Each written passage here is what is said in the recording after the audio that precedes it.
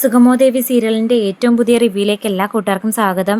നിരന്തരം ഋഷി പ്രശ്നങ്ങൾ സൃഷ്ടിച്ചുകൊണ്ടേയിരിക്കുന്നു. എന്നാൽ സത്യങ്ങളൊന്നും ഇതുവരെ തുറന്നു പറയണമെന്ന് യാതൊരു ആഗ്രഹവും ഇല്ലെന്ന് മാത്രമല്ല, ചന്ദ്രോത്ത് വീടിൻ്റെ പതനം മാത്രമാണ് മുന്നിൽ ലക്ഷ്യമെന്ന് മനസ്സിലാക്കിയ അരുന്ധതിക്ക് ഒരു കാര്യം ഉറപ്പാകുന്നു.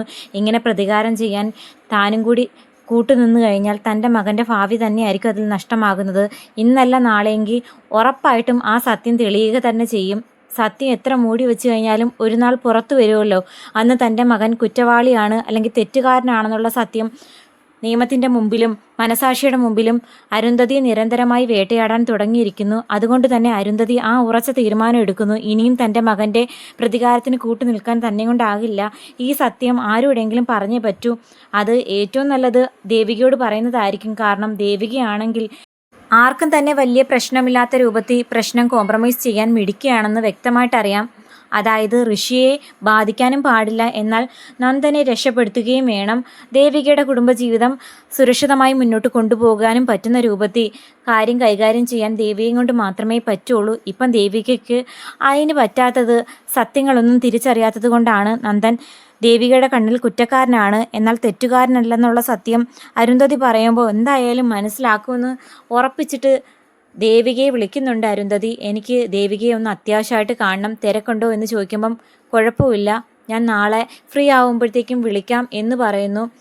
എന്തെങ്കിലും അത്യാവശ്യ കാര്യമാണോ എന്ന് ദേവിക ചോദിക്കുമ്പം ഫോണിൽ കൂടെ പറയാൻ പറ്റുന്ന കാര്യമല്ല, നേരിൽ കാണുമ്പോൾ സംസാരിക്കാമെന്ന് പറഞ്ഞ് അരുന്ധതി കോള് കട്ട് ചെയ്യുന്നു. പല തിരക്കുകളും മാറ്റിവെച്ച് തന്നെയാണ് ദേവിക അരുന്ധതിയെ കാണാനായിട്ട് ചെല്ലുകയും ചെയ്യുന്നത്. വീട്ടിൽ വെച്ചല്ല, പുറത്തു വെച്ചാണ് മീറ്റ് ചെയ്യുന്നത്. ഒരു കാരണവശാലും ദേവികയെ കാണാൻ പോകുന്നേ എന്നുള്ള കാര്യം തൻ്റെ മകൻ അറിയാൻ പാടില്ലെന്ന് അരുന്ധതിക്ക് നിർബന്ധമുണ്ടായിരുന്നു. CP തന്നെ ഓഫീസിലെ കാര്യവുമായിട്ട് വീട്ടിലേക്ക് വരുമ്പോഴത്തേക്കും ഓഫീസിൽ ചില അർജൻറ്റ് കാര്യങ്ങളുണ്ടെന്നും അത് നോക്കാനായി താൻ ഓഫീസിലേക്കൊന്ന് പോകുക, അതുവരെ മോൻ ഇവിടെ ഇരിക്കുക എന്ന് പറഞ്ഞിട്ട് അരുന്ധതി ഋഷിയോട് കള്ളം പറഞ്ഞ് CPയോടൊപ്പം ഇറങ്ങുന്നു. എന്നതിന് ശേഷം പുറത്തു വെച്ച് ദേവികയെ മീറ്റ് ചെയ്യാനായിട്ട് CP തന്നെ സാഹചര്യം ഒരുക്കി കൊടുക്കുന്നുണ്ട്. CPയോട് പറയുന്നു, അല്പസമയത്തിനുള്ളിൽ ഞാൻ ഓഫീസിലേക്ക് വന്നേക്കാം, എനിക്ക് ദേവികയെ അത്യാവശ്യമായിട്ടൊന്ന് കാണേണ്ട ആവശ്യമുണ്ടെന്ന് പറയുന്ന സമയത്ത് CP ചോദിക്കുന്നു, ഋഷിയെ കാണാതായതിൻ്റെ കാര്യം പറയാൻ വേണ്ടിയിട്ടാണോ? ഈ പോലീസും നിയമവും ഒന്നും നമുക്ക് അനുകൂലമായിട്ട് എന്തുകൊണ്ട് ഋഷിയെ കണ്ടെത്തി തരുന്നില്ലെന്നാണ് ഞാൻ ആലോചിക്കുന്ന മേഡം. എന്തായാലും ദേവിയെ കണ്ടിട്ടും പ്രത്യേകിച്ച് പ്രയോജനം ഉണ്ടെന്ന് എനിക്ക് തോന്നുന്നില്ല. മുമ്പ് തന്നെ മേഡം നേരിട്ട് ദേവികയെ വീട്ടിൽ വിളിച്ചു വരുത്തി ഋഷിയുടെ കാര്യം പറഞ്ഞതല്ലേ. എന്നിട്ട് ദേവികയ്ക്ക് എന്തായി? ദേവികയുടെ കുടുംബ പ്രശ്നം തന്നെ തീർക്കാൻ ദേവികയും കൊണ്ടാകുന്നില്ല. പിന്നെ അവരെ കണ്ടിട്ട് കാര്യമൊന്നുമില്ല എന്ന് പറയുന്ന സമയത്ത് ഇത് അതിനെപ്പറ്റിയൊന്നും പറയാനല്ല, മറ്റു ചില കാര്യം പറയാൻ വേണ്ടിയിട്ടാണ്. പിന്നീട് ഞാൻ അതെല്ലാം CPയോട് പറയാം എന്ന് പറഞ്ഞ് CPയെ പറഞ്ഞ് അയക്കുന്നുണ്ട്. അങ്ങനെ ദേവികയ്ക്ക് വേണ്ടിയിട്ട് വെയിറ്റ് ചെയ്യുന്ന സമയം ദേവിക അങ്ങോട്ടേക്ക് വരുന്നു. മുരളിയാണെങ്കിൽ കാറിൽ തന്നെ ഇരിക്കുന്നുണ്ട്. പുറത്തേക്ക് വന്ന ദേവിക, എന്താ മേഡം, എന്തെങ്കിലും അത്യാവശ്യ കാര്യത്തിന് വേണ്ടിയിട്ടാണോ? ഋഷിയെക്കുറിച്ച് എന്തെങ്കിലും അറിവ് കിട്ടിയിരുന്നോ? ഞാൻ മാക്സിമം ആ DYSPയൊക്കെ പ്രഷർ ചെലുത്തിയെങ്കിലും അയാൾ കാര്യമായിട്ട് അന്വേഷിക്കുന്നതായിട്ട് എനിക്ക് തോന്നുന്നില്ല എന്ന് പറയുന്നത് കേട്ടിട്ട് അരുന്ധതി പറയുന്നു, അതിനെപ്പറ്റി പറയാൻ വേണ്ടിയിട്ടാണ് മോളെ ഞാൻ നിന്നെ വിളിച്ചത്. കാര്യങ്ങളെല്ലാം കേട്ട് കഴിയുമ്പം നീ എന്നെ വെറുക്കുമെന്ന് എനിക്കറിയാം, എങ്കിലും എൻ്റെ മനസാക്ഷിക്ക് ശരിയെന്ന് തോന്നുന്ന കാര്യം ഇനിയെങ്കിലും ഞാൻ നിന്നോട് തുറന്നു പറഞ്ഞേ പറ്റൂ. ഇനിയും ഞാനിതെല്ലാം കണ്ടില്ല കേട്ടില്ല എന്ന് വെച്ച് വെറുതെ വിടാൻ തുടങ്ങിക്കഴിഞ്ഞാൽ എൻ്റെ മകൻ്റെ ഭാവി പോലും ഇതോടെ അവതാളമാകും. എന്താ മേഡം പറയുന്നത്? എന്തിനെ പറ്റിയാ? ഋഷി തിരികെ വന്നോ? ഋഷിക്ക് യാതൊരു ആപത്തും പറ്റിയില്ല. ഋഷിയും കെവിനും ഇസബെല്ലയും എല്ലാവരും കൂടി ചേർന്ന് ചന്ദ്രോത്ത് വീട് തകർക്കുക എന്ന ലക്ഷ്യത്തോടെ നടത്തിയ പ്ലാനിങ്ങിൻ്റെ ഭാഗമായിട്ടാണ് ഇപ്പോൾ ദേവികയുടെ ജീവിതം പോലും ഈ അവസ്ഥയിലെത്തിയിരിക്കുന്നത്. മേഡം എന്തൊക്കെയാണ് പറയുന്നത്? സത്യ ദേവിക പറയുന്നത്. ഒരു പക്ഷേ കേൾക്കുമ്പം വിശ്വസിക്കണമെന്നില്ല, എങ്കിലും ഞാൻ പറയുന്നത് സത്യ. ഒരു പക്ഷേ നന്ദൻ പോലും എന്താ നടന്നെന്നുള്ള കാര്യം ദേവികയോട് പോലും തുറന്നു പറഞ്ഞിട്ടില്ല എന്നെനിക്ക് വ്യക്തമായിട്ടറിയാം. ഒരു പക്ഷേ പ്രഭാവതിക്ക് അറിയാമായിരിക്കും. പ്രഭാവതി അറിഞ്ഞാൽ തന്നെ അതൊന്നും ദേവികയോട് പറയാൻ പോകുന്നില്ല.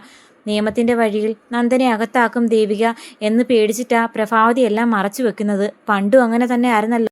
മേഡം എന്തിനെപ്പറ്റി ഈ പറയുന്നത്? എനിക്കൊന്നും മനസ്സിലാകുന്നില്ല എന്ന് പറയുന്ന സമയം എല്ലാ കാര്യങ്ങളും അരുന്ധതി വ്യക്തമായിട്ട് പറയുന്നു. ഋഷിയെ കാണാതായതിനു ശേഷം നടന്ന ഓരോ കാര്യങ്ങളും, അതായത് നന്ദൻ്റെ കയ്യാൽ ഋഷി കൊല്ലപ്പെട്ടു എന്നാണ് ഇപ്പോഴും നന്ദൻ കരുതിയിരിക്കുന്നത്. ഫയൽ മോഷണം പോയതും KK നായരുടെ പ്ലാന്റും എല്ലാം ഈ ഒരു ചതിയുടെ ഭാഗമായിട്ടുണ്ടായതാണെന്നും ഇതൊന്നും നന്ദനോട് തൽക്കാലം ഞാനാ തുറന്നു പറഞ്ഞെന്നുള്ള കാര്യം പറയേണ്ട. കാരണം നന്ദൻ അറിഞ്ഞു കഴിഞ്ഞാൽ ഉറപ്പായിട്ടും തൻ്റെ മകൻ ഇസബെല്ലയും കെവിനും വഴി അറിയാൻ സാധ്യതയുണ്ട്. ഞാൻ തന്നെ എൻ്റെ മകനെ ഒറ്റുകൊടുത്തെന്ന് പറഞ്ഞു കേട്ട് കഴിഞ്ഞാൽ അതവന് സഹിക്കാൻ പറ്റില്ല. ദേവിക എന്നോട് പൊറുക്കണം. എല്ലാം കണ്ടില്ല കേട്ടില്ല എന്ന് വെച്ച് ഞാനും കൂട്ടുനിന്നു.